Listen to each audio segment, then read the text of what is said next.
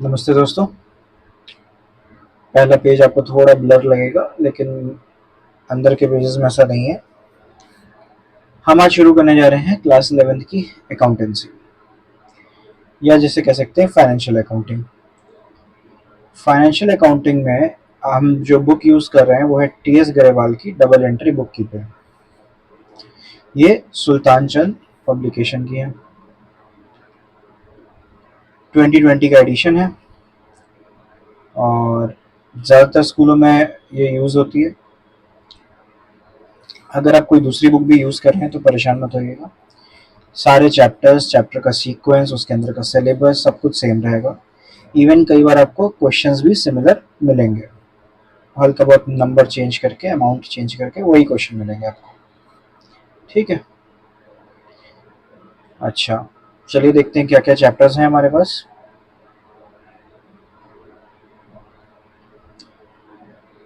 तो जो चैप्टर हमें कवर करने हैं क्लास 11th में, उसमें है introduction to accounting. Sorry, pen use करना भूल गया मैं। हाँ, introduction to accounting, basic accounting terms, Indian accounting standards की जो लिस्ट है, और जो यूनिवर्सल अकाउंटिंग स्टैंडर्ड्स होते हैं वो। ठीक, ये बेसिकली आपको एक बार समझने होंगे, फिर याद ही करने पड़ते हैं नंबर वाइज। फिर बेसिस ऑफ अकाउंटिंग, किस बेस पे हम अकाउंटिंग करते हैं।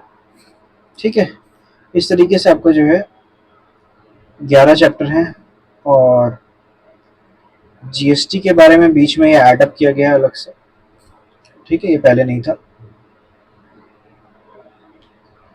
Bank reconciliation statement, trial balance, depreciation, ये सब अभी हो सकता है आपको ना समझ में आ रहा हो अगर आपके यहाँ स्कूल में शुरू नहीं हुआ है। ऐसे हो जाता है ज़्यादातर स्कूल जो है 1 अप्रैल को ही शुरू करा देते हैं, चाहे भले ही 10th का रिजल्ट ना आया हो। पर हाँ, अगर आप KVS NVS ऐसे किसी स्कूल में है तो अभी आपका बैच शुरू नहीं हुआ होगा। तो ये सब क्या चीज़ें हैं, मतलब क्या नया है इनमें, इनका मीनिंग क्या है, ये सब भी हम देखेंगे सेकेंड चैप्टर में अपने बेसिक अकाउंटिंग टर्म्स। ठीक है, पहले फर्स्ट चैप्टर शुरू करते हैं, इंट्रोडक्शन टू अकाउंटिंग। देर न करते हुए इस चैप्टर में हम अकाउंटिंग क्या है, उसकी मीनिंग, और कई लोगों ने जो डेफिनेशन उसकी दी है वो हम जानेंगे। ठीक है, अकाउंटिंग कैसी होती है, यानी उसकी कैरेक्टरिस्टिक्स या फीचर्स जैसे हम कहते हैं। ऑब्जेक्टिव, क्यों है अकाउंटिंग, अकाउंटिंग करनी किस लिए चाहिए हमें, क्या ज़रूरत हो हमारी जब हमें अकाउंटिंग करनी है ना। Function of accounting, advantages, limitation, आपको ये ऑब्जेक्टिव, फंक्शन, एडवांटेजेस, कैरेक्टरिस्टिक सब कुछ लगभग सिमिलर सा मिलेगा। ठीक है, लिमिटेशन लेकिन क्या कमियां, कहाँ अकाउंटिंग पीछे रह जाती है। रोल ऑफ, जैसा कि हम बिजनेस में बहुत सारी चीजों में पढ़ रहे थे ना, limitation, function, advantages etcetera. Business में अकाउंटिंग का क्या रोल है भाई, क्योंकि हम कॉमर्स पढ़ रहे हैं, बिजनेस स्टडीज हमारा एक पूरा सब्जेक्ट है, तो अकाउंटिंग भी हमें ज़्यादातर बिजनेस के लिए ही चाहिए होगी। तो उसमें क्या रोल है बिजनेस का, अकाउंटिंग प्रोसेस, कौन कौन से स्टेप्स आते हैं जब हम अकाउंटिंग करने चलते हैं, ब्रांचेस ऑफ अकाउंटिंग, कितने तरह की होती हैं अकाउंटिंग। ठीक, बुक कीपिंग, अकाउंटिंग और अकाउंटेंसी में क्या फ़र्क होता है। देखिए, आपने अकाउंटेंसी वर्ड भी पढ़ा होगा अपने सब्जेक्ट के नाम के टाइम, आपने बुक कीपिंग और अकाउंटिंग पढ़ा इस बुक के नाम के समय, है ना। तो ये तीनों चीज़ें में क्या फ़र्क है, क्या सिमिलैरिटी, ये सब भी जानेंगे। फिर आएगा अकाउंटिंग इन्फॉर्मेशन। जब आप अकाउंटिंग कर लेते हैं जो, तो इन्फॉर्मेशन जो आप तैयार करते हैं उसको बोलते हैं अकाउंटिंग इन्फॉर्मेशन। वो क्या है, उसके क्या क्या टाइप्स हैं, उसकी कैरेक्टरिस्टिक्स क्या हैं, उसके यूजर्स कौन कौन है, कौन लोग हैं जिसको के लिए हम अकाउंटिंग कर रहे हैं, है ना। सिस्टम्स ऑफ अकाउंटिंग, इतनी चीज़ें हम पढ़ेंगे। हो सकता है चैप्टर 2 वीडियो में जाए, वो मैं आपको बता दूंगा। ठीक है, 40-45 मिनट से ज़्यादा बड़ा वीडियो नहीं बनाना चाहता हूँ, क्योंकि उसको बाहर से देखते ही बच्चे पीछे हट जाते हैं कि इतना कौन पढ़ पाएगा। जबकि जो चीज़ जितनी है उतनी तो आपको पढ़नी ही है एग्जाम पॉइंट ऑफ व्यू से, तो at least. Meaning and definition of accounting. Accounting क्या है, एक सिस्टमैटिक प्रोसेस है जिसमें हम आइडेंटिफाई करते हैं सबसे पहले, फिर मेजर करते हैं, फिर उसे रिकॉर्ड करते हैं, उसके बाद उसे अलग अलग क्लासेस में क्लासिफाई करते हैं, फिर समराइज करते हैं, समरी निकालते हैं उसकी शॉर्ट में क्या है, इंटरप्रेट करते हैं कि भाई जो रिजल्ट आए उससे क्या पता चल रहा है हमें, और उसको कम्युनिकेट करते हैं यूजर्स तक, मतलब जिनके काम की है उन तक पहुंचाते हैं ये क्या इंफॉर्मेशन। ठीक है, किन चीज़ों को आइडेंटिफाई, मेजर, रिकॉर्ड, क्लासिफाई कर रहे हैं, इंफॉर्मेशन। ठीक है, किन चीज़ों पे information, resources available, how the available resources have been employed and the results achieved by their use. कौन से रिसोर्सेज से हम प्रोडक्शन शुरू कर रहे थे, अवेलेबल थी हमारे पास, है ना, किस तरह से उन्हें यूज़ किया गया, जब प्रोड्यूस किया तो क्या प्रोड्यूस किया, क्या फ़ायदा हुआ उससे, ये सब हम अकाउंटिंग के थ्रू ही जान पाते हैं। ये हमें एक अकाउंटिंग पीरियड भी आगे हम जानेंगे, कितना लॉस या कितना प्रॉफिट हुआ है ये बताता है। ठीक है, साथ ही साथ एक पॉइंट ऑफ टाइम पे अकाउंटिंग पीरियड के एंड पे असेट्स का क्या नेचर ऑफ वैल्यू है, लायबिलिटीज का क्या नेचर ऑफ वैल्यू है, इक्विटी यानी कि कैपिटल कितना है फर्म के पास, ये सब भी बताता है हमें। तो इसीलिए इसको लैंग्वेज ऑफ बिजनेस भी कहा गया है, क्योंकि अकाउंटिंग के थ्रू ही बिजनेस में सब कम्युनिकेशन होते हैं कि भाई पिछले साल का प्रॉफिट इतना था, इस साल का इतना है, कम हो गया है तो क्यों हुआ है, इस फैक्टर की वजह से हुआ है, इसको इम्प्रूव किया जाए। तो ये भाषा कैसी हो गई, अकाउंटिंग बेस्ड हो गई। फिर से वही अकाउंटिंग इज द डेफिनेशन दी है American Institute of Certified Public Accounts ने, AICPA, कि accounting is the art of recording, classifying, summarising in a significant manner and in terms of money. हर चीज नहीं रिकॉर्ड करनी है आपको, वो चीज जो मनी के टर्म्स में, और वो क्या चीजें होंगी, ट्रांजेक्शन्स और इवेंट्स जो या तो पार्शियली या फिर फुली फाइनेंशियल कैरेक्टर के हों, और जिनसे कोई रिजल्ट इंटरप्रेट किया जा सके। ठीक है, चलिए सारी डेफिनेशंस पढ़ने की जरूरत नहीं है, कैरेक्टरिस्टिक्स पे आते हैं। किसी भी फाइनेंशियल ट्रांजेक्शन या इवेंट को आइडेंटिफाई करता है अकाउंटिंग, है ना, उनको मेजर करता है, जिनको आइडेंटिफाई कर लिया है कि भाई ये कितने रुपए के होंगे अगर मनी के टर्म्स में है तो, फिर उन्हें रिकॉर्ड करता है, एक जगह नोट करता है, चाहे वो जर्नल हो या बाकी बुक्स ऑफ ओरिजिनल एंट्री हो, और ये इस रिकॉर्डिंग को ही बुक कीपिंग कहा जाता है। फिर आता है आपका क्लासिफाइंग। इसमें क्या होता है कि हम उनको अलग अलग टाइप में बांटते हैं, कि अलग अलग ग्रुप्स में बांटते हैं, कि ये कैश ट्रांजेक्शन है, ये चेक ट्रांजेक्शन है, ये परचेज के हैं, ये सेल्स के हैं, इस तरीके से, है ना। जैसे यहाँ पे एग्जांपल दिया कि लेजर में हम राहुल का भी अकाउंट बना सकते हैं, अगर हम राहुल से क्रेडिट पे बिजनेस कर रहे हैं, चाहे वो हमसे क्रेडिट पे सामान ले रहा हो, चाहे हम उससे ले रहे हो, पर वो क्रेडिटर या डेटर है तो हम उसका अकाउंट लेजर में बना सकते हैं। ठीक, ऐसे अलग अलग तरीके के अकाउंट्स में हम ग्रुप करते हैं ट्रांजेक्शन। डबल एंट्री सिस्टम भी इन सबको इसीलिए बोला जाता है क्योंकि अक्सर एक ट्रांजेक्शन दो जगह रिकॉर्ड होता है। जैसे हमने राहुल से क्रेडिट में परचेजेस की, तो वो परचेज अकाउंट में भी जाएगा और राहुल के अकाउंट में भी जाएगा, दोनों जगह रिफ्लेक्ट होगा। ठीक है, समराइज। फिर क्लासिफाई करने का हम इनकी समरी निकालते हैं, जैसे ट्रायल बैलेंस हो गया कि हर अकाउंट का हमने ईयरली टोटल कर लिया, फिर हमने उससे ट्रेडिंग प्रॉफिट लॉस अकाउंट बना लिया कि इतने इसमें ऐसे थे जो हमारे इनकम थे, इतने ऐसे थे जो खर्चे थे, वो माइनस करें। बैलेंस शीट हम तैयार करते हैं, है ना।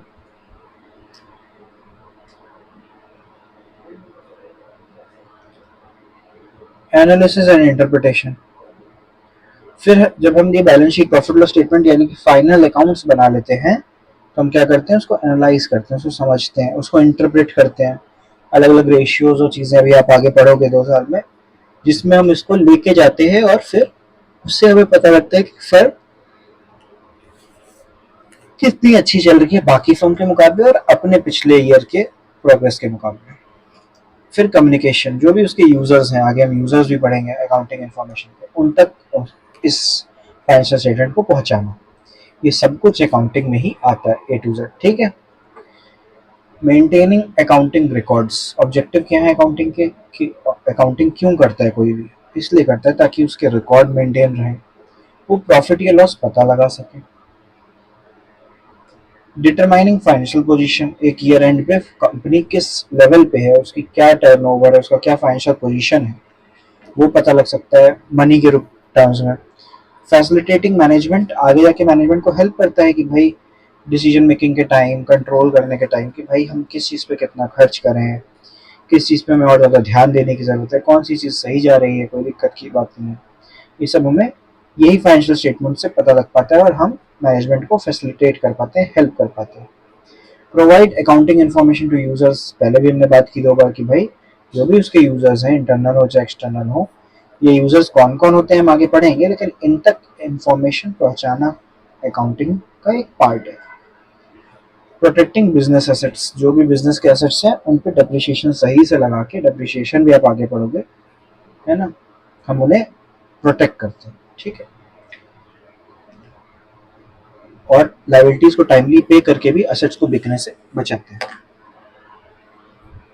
Functions of accounting, maintaining systematic accounting records, फिर से वही बात, प्रिपरेशन ऑफ फाइनेंशियल स्टेटमेंट, है ना, meeting legal requirements, communicating the financial information to users, assistance to management. देखिए वही सारे पॉइंट है। फिर से एडवांटेजेस में भी आपको वही मिलेगा, assistant to management, financial information about business, replaces memory, आपको कुछ भी याद रखने की जरूरत नहीं है, पूरे साल भर का सब कुछ आपका समराइज होके अच्छे से एक जगह कलेक्ट हो जाता है। एक मीनिंगफुल इंफॉर्मेशन की तरह भी वो रहता है। फैसिलिटेट्स कंपैरेटिव स्टडी, तो क्या है कि आप जो है अपने पुराने ईयर्स या अपने बराबर के जो दूसरे बिजनेसमैन का करंट ईयर का जो रिजल्ट है उसे कंपेयर कर सकते हो, है ना, उसकी उसमें आपको मदद मिलती है। Facilitate settlement of tax liability, जो भी टैक्स वगैरह है वो आप इसी से कैलकुलेट कर पाओगे जब आप फाइनेंशियल स्टेटमेंट बनाओगे, ठीक। फैसिलिटेट्स लोन्स, आपका सब कुछ एकदम परफेक्ट और अच्छे से तैयार होगा अकाउंटिंग इन्फॉर्मेशन, तो बैंक भी आपको आसानी से लोन देंगे अगर आपको आगे ज़रूरत है बिजनेस बढ़ाने के लिए। एविडेंस इन कोर्ट, एक सिस्टमैटिक रिकॉर्ड ऑफ ट्रांजेक्शन जो है अक्सर कोर्ट एक्सेप्ट करती है गुड एविडेंस के रूप में। कोई कॉन्फ्लिक्ट के केस में कुछ भी अकर होता है आगे, तो उस केस में कोर्ट में प्रेजेंट किया जा सकता है।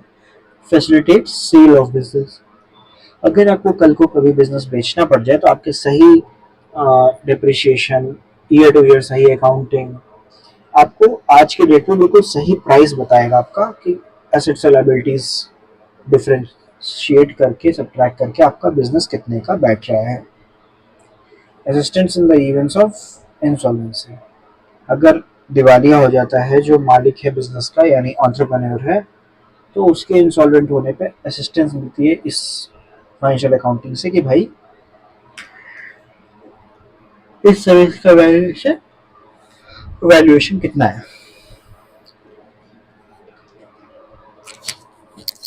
हेल्पफुल इन पार्टनरशिप अकाउंट्स, अगर फर्म के अकाउंटिंग आप कर रहे हो तो किसी भी फर्म के डिसॉल्व होने पे या डेथ ऑफ अ पार्टनर या रिटायरमेंट ऑफ अ पार्टनर या नए पार्टनर के एडमिशन के टाइम आपको ज़रूरत पड़ता है कि आपकी बैलेंस शीट और फाइनल अकाउंट बिल्कुल सही हो, ठीक है, तो उसमें भी ये काम में आता है ताकि आप गुडविल का वैल्यूएशन कर सको, सेटलमेंट कर सको सबके पेमेंट का। हेल्पफुल इन डिसीजन मेकिंग, आगे क्या डिसीजन लेने हैं, क्या देखते हुए लेने हैं, ये भी आपको अकाउंटिंग इन्फॉर्मेशन से हेल्प मिलती है तय करने में। अब बात आती है लिमिटेशन, अब तक जो पढ़ रहे थे तो कहीं ना कहीं अकाउंटिंग करने के फायदे थे। अब आते हैं अकाउंटिंग के क्या नुकसान है। Accounting is not fully exact, अगर आप ये सोचो कि आपको जो प्रॉफिट, एसेट की वैल्यू जो भी मिल रही है वो एकदम एग्जैक्ट प्रेसाइज है, ऐसा नहीं होता है। अनरियलिस्टिक इन्फॉर्मेशन, कई सारी इन्फॉर्मेशन ऐसी होती है जैसे कि गुडविल हो गई, डेप्रिसिएशन हो गया, जो कई बार हम सही तरीके से नहीं जान पाते कि हम किस बेसिस पे करना चाहिए और कितना लगाना चाहिए।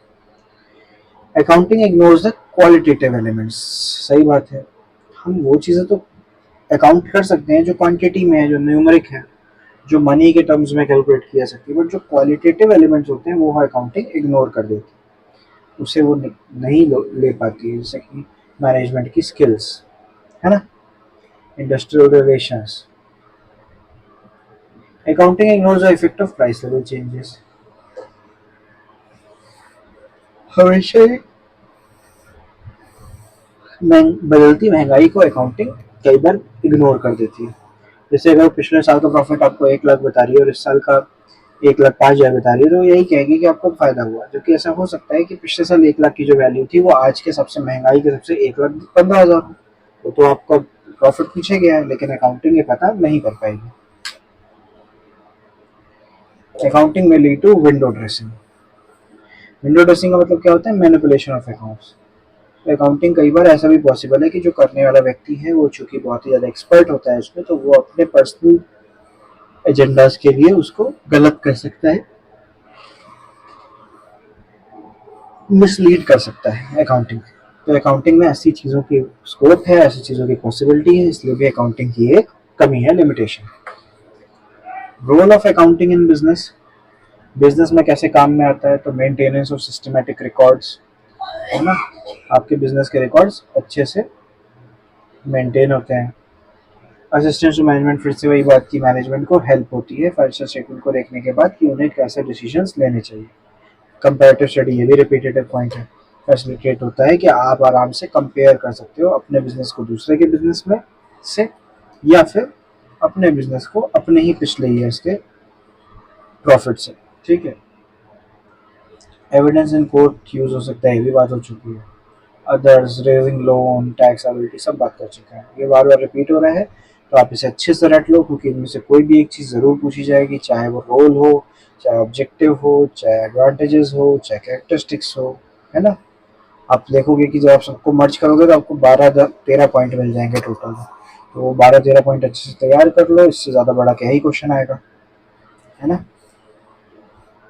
Accounting process. अब देखिए, अब हम आते हैं स्टेप्स पे कि जब हम अकाउंटिंग करने चलते हैं तो पहला स्टेप क्या होता है, दूसरा क्या होता है, लास्ट क्या होता है, एक्सेट्रा। तो सबसे पहले आता है identifying financial transaction and event. जब ये आते हैं सामने, ट्रांजेक्शन इवेंट अकर होते हैं, तब आप इन्हें सबसे पहले क्या करते हो, आइडेंटिफाई करते हो कि भाई हमने कैश में परचेजेस की, ठीक है, हमने सेल्स की क्रेडिट पे फॉर एग्जांपल, हमें बीच में मशीनरी एडअप करनी थी, हमने मशीनरी एडअप की, हमारे पास लैंड एक्स्ट्रा था, हमने थोड़ा रेंट पे उठा दिया। ये सब क्या है? फाइनेंशियल ट्रांजेक्शन और इवेंट है, ये अकर होते हैं सबसे पहले।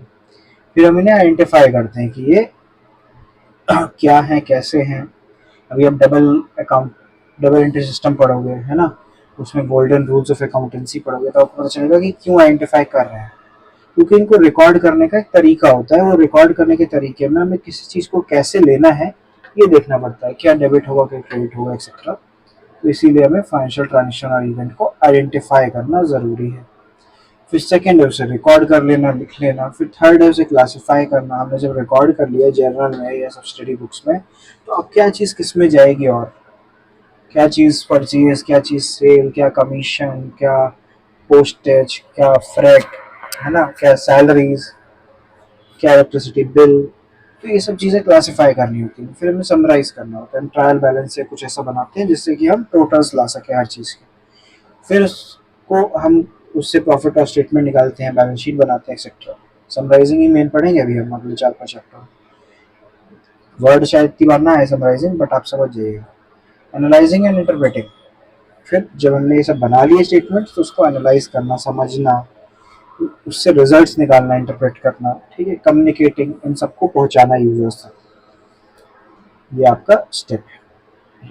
Identifying, recording, posting into ledger, ledger से समराइज किया, ट्रेडिंग, ट्रायल बैलेंस, एक्सेट्रा। फिर उसको एनालाइज किया और यूजर्स तक पहुंचाया। अब ये जो रिकॉर्डिंग है, यार गलत बना है, ये यार होना चाहिए।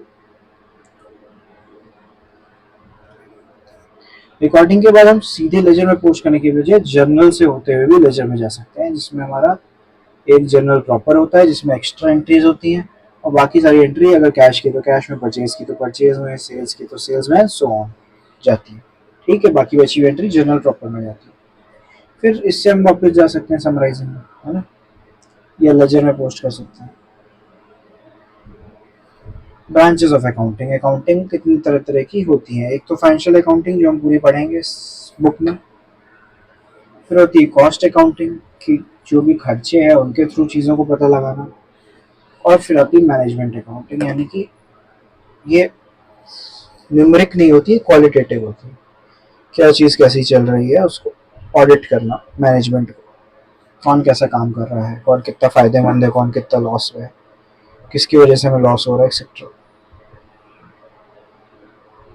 फाइनेंशियल अकाउंटिंग क्या है? जो भी अकाउंटिंग हम करते हैं जिसमें फाइनेंशियल ट्रांजेक्शन और इवेंट को रिकॉर्ड करते हैं, उनको समराइज और इंटरप्रेट करते हैं, फिर रिजल्ट्स कम्युनिकेट करते हैं, है ना। प्रॉफिट कितना है, लॉस कितना हुआ, ये सब पता लगाते हैं। फाइनेंशियल पोजीशन किसी डेट पे जब अकाउंटिंग पीरियड एंड हो रहा है तब फर्म की क्या है ये पता लगाते हैं। तो ये सब फाइनेंशियल अकाउंटिंग होता है। फिर आता है आपका कॉस्ट अकाउंटिंग, यानी कि वो अकाउंटिंग जिसमें हम केवल और केवल प्रोडक्ट्स, ऑपरेशन, प्रोसेस, एक्टिविटी, है ना, इस सब में खर्चे क्या आ रहे हैं उनको देखते हैं, ठीक, और उनको कम करने की कोशिश करते हैं, कंट्रोल करने की कोशिश करते हैं। मैनेजमेंट अकाउंटिंग में फर्स्ट फंड, कॉस्ट, प्रॉफिट, है ना, इन सब से देखते हुए डिसीजन मेकिंग करते हैं और लोगों को प्रमोशन देना, डिमोशन देना, उनको कोई प्राइज देना, बोनस देना, ये सब इसी पे निर्भर होता है मैनेजमेंट अकाउंटिंग पे। Book keeping, accounting and accountancy, अब आता है वो पॉइंट जहाँ पे हम इन तीनों में डिफरेंस जानेंगे। देखिए मैंने आपको पहले ही बताया, जब हम रिकॉर्ड कर रहे हैं ट्रांजेक्शन आइडेंटिफाई करके, तो उसके ग्रुप को क्या बोलते हैं? बुक कीपिंग बोलते हैं। वहीं जब हम आगे उसे लेजर में ले जाते हैं, यानी कि क्लासिफाई करते हैं, फिर ट्रायल बैलेंस में जाते हैं, सम अप करते हैं, फिर profit loss statement, balance sheet बनाते हैं, उसे क्या कहते हैं? अकाउंटिंग कहते हैं। वहीं अकाउंटेंसी क्या है? वो इन दोनों की पढ़ाई है जो अभी हम कर रहे हैं, ये क्या है? अकाउंटेंसी है। जब हम एक बुक में कि अकाउंटिंग और बुक कीपिंग कैसे होती है, क्या होती है, सब डिटेल में समझते हैं, उसे आगे एक्सप्लेन करते हैं, या उसके बेसिस पे एग्जाम दे रहे हैं, कुछ भी उसको हम पढ़ते हैं, तो उसे अकाउंटेंसी कहा जाता है। ठीक है। Meaning of book keeping, book keeping accounting का एक पार्ट है, क्योंकि इसमें हम फाइनेंशियल ट्रांजेक्शन रिकॉर्ड करते हैं और इवेंट्स रिकॉर्ड करते हैं। ठीक है। इसमें आइडेंटिफाई करना आता है, मेजर करना आता है, रिकॉर्ड करना आता है और क्लासिफाई करना आता है। ठीक है, सब बुक कीपिंग में ही आता है। जब तक हमें कुछ ऐड, सब्ट्रैक्ट, मल्टीप्लाई, डिवाइड नहीं करना पड़ रहा है, तब तक सब कुछ बुक कीपिंग ही है। और सिंपल सिंपल सी डेफिनेशन है आपके पास, book keeping is the art of recording business transaction in a systematic manner. सही तरीके से बिजनेस ट्रांजेक्शन को रिकॉर्ड करने की कला को बुक कीपिंग कहते हैं। इन दोनों के बीच का डिफरेंस आप लोग घर पे पढ़ोगे। अकाउंटेंसी, जैसे कि मैंने बताया, ये नॉलेज ऑफ अकाउंटिंग है, ये बताती है कि अकाउंटिंग के वेरियस एस्पेक्ट से आप डील कैसे करते हो। ये एजुकेट करती है, पढ़ाती है हमें कि बुक्स ऑफ अकाउंट्स कैसे रखे जाते हैं और समराइज कैसे किया जाता है, इंफॉर्मेशन को कम्युनिकेट कैसे किया जाता है, ये सब हम अकाउंटेंसी में पढ़ रहे हैं इस समय, इसीलिए इसे अकाउंटेंसी कहा जाता है। ठीक। अकाउंटिंग इन्फॉर्मेशन क्या है? ये वो चीज़ है जो आप पूरी अकाउंटिंग कर लेने के बाद प्रोवाइड कराते हो, जैसे कि फाइनेंशियल स्टेटमेंट्स और उनका इंटरप्रिटेशन अलग अलग रेशियोज में, इसको बोलते हैं अकाउंटिंग इन्फॉर्मेशन। कितने तरीके की होती है? प्रॉफिट और सरप्लस से रिलेटेड, फाइनेंशियल पोजीशन से रिलेटेड, कैश फ्लो से रिलेटेड, है ना। प्रॉफिट या सरप्लस जो केवल ये बताए ट्रेडिंग और प्रॉफिट लॉस अकाउंट से कि भाई कुल प्रॉफिट या कुल लॉस हमें कितना हुआ है। फाइनेंशियल पोजीशन हमें पता चलती है बैलेंस शीट से, यानी असेट्स और लायबिलिटीज कितनी कितनी है। और वहीं कैश फ्लो पता चलता है हमें कैश फ्लो स्टेटमेंट से। ठीक, कि कितना कैश आया, कितना गया। अब अकाउंटिंग इन्फॉर्मेशन की कैरेक्टरिस्टिक्स, रिलायबल, एक अच्छी अकाउंटिंग इन्फॉर्मेशन वही है जो रिलायबल हो, विश्वास करने योग्य, रेलेवेंट हो, जो हमारी जरूरत है उससे मैच खाती हो, किसी और ही बातों पर ना बनाई गई हो, अंडरस्टैंडेबिलिटी, आसान भाषा में हो, कोई भी समझ पाए, कंपेरेबिलिटी, उन स्टैंडर्ड्स पे बेस्ड हो, उन रूल्स रेगुलेशन पे बेस्ड करके बनाई गई हो जो सभी फॉलो कर रहे हैं, ताकि हम दूसरे उनसे भी, फर्म से भी कंपेयर कर पाए। और अपने से भी चेंज नहीं करना है, अपने फर्म से भी पिछले ईयर से कंपेयर करना है, तो सीधे तरीका नहीं बदलना चाहिए। यूजर्स अब आए, हम बार बार कह रहे थे कि यूजर्स आएंगे आएंगे आएंगे, मेरे कलर अर्जुन आएंगे, लीजिए आ गए। तो अकाउंटिंग इन्फॉर्मेशन के यूजर्स क्या क्या है? सबसे पहले तो इंटरनल यूजर, यानी जो अंदर रह के यूज करते हैं अकाउंटिंग इन्फॉर्मेशन का। पहला ओनर्स, उनको तो चाहिए ही चाहिए कि हम बिजनेस चला रहे हैं, वो कैसा चल रहा है भाई, उन्हें जानना है कितना प्रॉफिट आ रहा है, क्या एसेट्स हैं, क्या लायबिलिटीज हैं, एक्सेट्रा। फिर मैनेजमेंट, मैनेजमेंट को किस लिए? अभी हमने बार बार पढ़ा, ताकि वो आगे अपना रूल रेगुलेशन का एक ढांचा तैयार कर सके कि भाई हमें इस तरह से काम करना है और इस तरीके से बिजनेस को चलाना है। एम्प्लॉयज और वर्कर्स को अपने बोनस के लिए कि उनकी सैलरी बढ़ती रहे, बोनस मिल जाए, अगर ईपीएफ और ईएसआईसी में जाना है तो उसमें चला जाए, मतलब प्रोविडेंट फंड वगैरह में ना। एक्सटर्नल यूजर्स, बैंक और फाइनेंशियल इंस्टीट्यूशन, भाई बैंक आपको लोन देता है, फाइनेंशियल इंस्टीट्यूशन भी देते हैं, आपकी जमा पूंजी उनके पास होती है, आपके बैंक अकाउंट्स उन्हीं के साथ खुले होते हैं, तो उन्हें बहुत ज़रूरत होती है कि वो अपने कस्टमर्स, बड़े बिजनेस कस्टमर्स को ध्यान में रखें और उन पर नज़र बनाए रखें। इन्वेस्टर और पोटेंशियल इन्वेस्टर्स के लिए होती है, भाई इन्वेस्टर ये देखेगा कि हम अपना पैसा निकालें कि ना निकालें, कहीं ऐसा तो नहीं कि फर्म जो है बिल्कुल लॉस में जा सकती है कभी भी, तो अपना पैसा निकाल लें, है ना। पोटेंशियल इन्वेस्टर वो जो आगे इन्वेस्ट करने जा रहे हैं, उन्हें दिखेगा कि बैलेंस शीट अच्छी जा रही है, प्रॉफिट लॉस स्टेटमेंट अच्छा जा रहा है, तो वो इन्वेस्ट करेंगे। क्रेडिटर्स, क्रेडिटर्स वो पार्टी हैं जो गुड सप्लाई करती है उधार पे, तो ये बहुत कॉमन प्रैक्टिस है आसपास के बिजनेसेस और मार्केट्स में, है ना। तो क्रेडिट लेने से पहले वो क्रेडिट वर्दीनेस जानना चाहेंगे बिजनेस की, और फाइनेंशियल स्टेटमेंट बहुत सही चीज़ है इसको पता लगाने के लिए कि भाई कितना वो है आपका क्रेडिट वर्दीनेस है। क्रेडिट स्कोर बोलते हैं ना, सिबिल स्कोर है सब, तो वैसे ही बिजनेसेस का भी क्रेडिट स्कोर होता है। तो क्रेडिटर्स अकाउंटिंग स्टेटमेंट देख के पता लगाते हैं कि हमें आगे लोन लेना सही है कि नहीं, और पिछला क्या वापस मांग लेने का समय आ गया है। गवर्नमेंट रेट अथॉरिटीज, गवर्नमेंट को चाहिए टैक्स पॉलिसी और अलग अलग डिसीजन लेने के लिए। रिसर्चर्स को चाहिए ताकि वो अपना रिसर्च का काम कर सकें। कंज्यूमर को चाहिए ताकि उन्हें पता लग जाए कि भाई अगर हम किसी फर्म में पैसे लगा रहे हैं या उनसे कुछ सामान खरीद रहे हैं तो वो अच्छी है कि नहीं, ये उनके प्रॉफिट से पता लगता है। पब्लिक, पब्लिक को नॉर्मली चाहिए एम्प्लॉयमेंट के लिए, सप्लायर्स वगैरह को चाहिए सामान कितना सप्लाई करना है, इसके लिए पब्लिक को भी पता होना चाहिए फर्म अच्छी चल रही है और चालू हालत में बन रही है।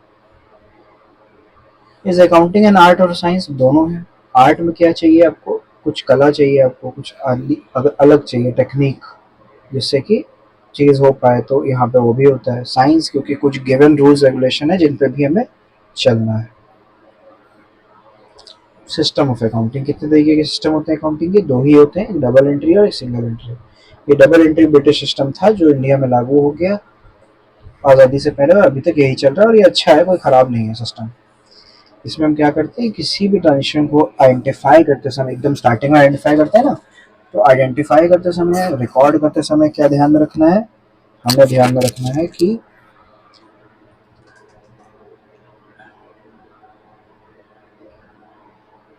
उसके दो एस्पेक्ट हों, ठीक है। एक एस्पेक्ट ना हो कि किसी ने हमें डोनेशन दिया, तो एक एस्पेक्ट हुआ कि डोनेशन हमें उससे मिला, हमने तो उसे कुछ दिया नहीं। इसमें क्या होता है, डुअल एस्पेक्ट देखा जाता है। जैसे परचेजेस, तो कैश थी कि क्रेडिट थी, क्रेडिट थी तो किसके नाम पे थी, पहला फैक्टर ये हो गया, और दूसरा परचेजेस खुद हो गई। तो डबल एंट्री सिस्टम कहता है कि हर ट्रांजेक्शन, अकाउंटिंग ट्रांजेक्शन हमेशा दो चीज़ों को अफेक्ट करता है, ठीक है। एक इनकम, एक एक्सपेंडिचर, या एक एसेट, एक लायबिलिटी। कई बार दोनों असर एक ही पे हो रहे होते हैं, दोनों इफेक्ट एक ही पे हो रहे होते हैं, तो उसका अलग टाइप होता है, वो बाद में समझेंगे। फिलहाल डेबिट और क्रेडिट दो एस्पेक्ट होते हैं डबल एंट्री सिस्टम में। तो एक कोई चीज़ हमेशा डेबिट हो रही होती है और एक कोई चीज़ क्रेडिट। हमारा काम है आइडेंटिफिकेशन के समय, बुक कीपिंग के समय इसको ध्यान में रखना और इसको सीखना कि ये कैसे होता है। डबल एंट्री सिस्टम को क्या कहा गया है, the system which recognises and records both aspect of a transaction. Double entry system is prove to be a scientific and complete system of accounting. ये माना जाता है कि यही सबसे बेस्ट सिस्टम है अकाउंटिंग का। फीचर्स क्या है, कंप्लीट रिकॉर्ड रखता है हर ट्रांजेक्शन का, इसका टू फोल्ड एस्पेक्ट रहता है हर ट्रांजेक्शन पे, रिसीविंग और गिविंग दोनों वैल्यूज। इस सिस्टम में जो है वो एक डेबिट होता है एस्पेक्ट और दूसरा क्रेडिट होता है, और नीचे अभी रूल्स भी दिए जाएंगे। Since one aspect of a transaction is debited and the other is credited, the total of the all debits is always equal to the total of all credit। क्योंकि भाई हर ट्रांजेक्शन के दो एस्पेक्ट है, एक को डेबिट एक को credit हो रहा है, या एक डेबिट में जुड़ रहा है डेबिट में माइनस, या क्रेडिट में जुड़ रहा है क्रेडिट में माइनस, ऐसा कुछ भी हो रहा है तो बैलेंस शीट हमारी मैच होनी चाहिए। तो इसीलिए बैलेंस शीट को मैच रखने में भी मदद करता है, आपको हर एक ट्रांजेक्शन ढूंढने की जरूरत नहीं है। ट्रायल बैलेंस अगर हम सही से करते हैं ये डबल एंट्री सिस्टम, तो ट्रायल बैलेंस में को प्रिपेयर करते समय अर्थमेटिकल एक्यूरेसी बनी रहेगी। Stages of double entry system, सबसे पहले क्या करते हैं, जनरल में एंट्रीज रिकॉर्ड करते हैं, फिर इसके उनको क्लासिफाई करते हैं और ट्रायल बैलेंस और लेजर में पोस्ट करते हैं। पहले लेजर में पोस्ट करते हैं फिर ट्रायल बैलेंस में, फिर क्लोज करते हैं बुक्स को, फाइनल अकाउंट बनाते हैं यानी कि प्रॉफिट लॉस अकाउंट और ट्रेडिंग अकाउंट। एडवांटेजेस क्या है इसके? साइंटिफिक सिस्टम, कंप्लीट रिकॉर्ड रहता है ट्रांजेक्शन का, है ना। अरिथमेटिक एक्यूरेसी इंश्योर करते हैं अकाउंटेंसी। डिटरमाइनिंग प्रॉफिट लॉस का हमें पहले से पता लग पाता है इसी के बेसिस पे। नॉलेज ऑफ फाइनेंशियल पोजीशन इस समय कैसी है बिजनेस की, दूसरों से आगे है कि पीछे है। Full details for purpose of control, इसमें लगभग सारी चीज़ें रहती हैं जिससे कि कंट्रोल करना आसान हो बिजनेस को। कंपेरेटिव स्टडीज पॉसिबल, बहुत आसान हो जाता है कि आप कंपेयर कर पाते हो कि हम पिछले साल से ग्रो कर रहे हैं कि नहीं और हम दूसरों से आगे हैं कि नहीं। Health management and decision making, एक अच्छा अकाउंटेंट मैनेजमेंट की मदद कर सकता है डिसीजन लेते time. Detection of fraud and misappropriation, तो फ्रॉड और मिसअप्रोप्रिएशन आसानी से पता लग जाता है जब सारी लाइबिलिटीज और एसेट्स की इंफॉर्मेशन हमारे पास होती, ठीक है। अकाउंट्स फ्रॉम इनकम्प्लीट रिकॉर्ड्स और single entry system, single entry system हम बाद में पढ़ लेंगे, इसमें कुछ खास नहीं होता है। नहीं, ये बहुत यूजफुल होता है। चलिए क्वेश्चंस आ गए यानी कि ये चैप्टर खत्म हो गया ना। इस वीडियो में इतना ही, अगले में हम पढ़ेंगे बेसिक अकाउंटिंग टर्म्स, ठीक है। धन्यवाद।